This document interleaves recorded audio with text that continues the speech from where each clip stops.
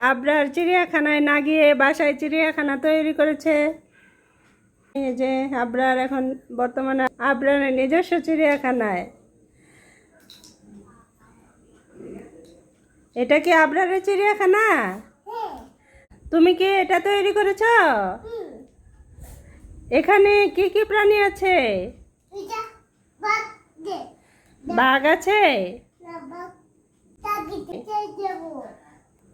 কি কি আছে এখানে বলো?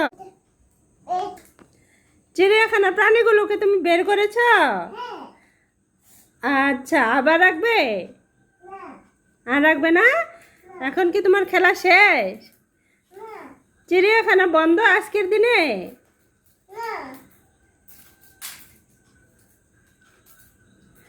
আচ্ছা, ওকে বাই বাই বলে দাও।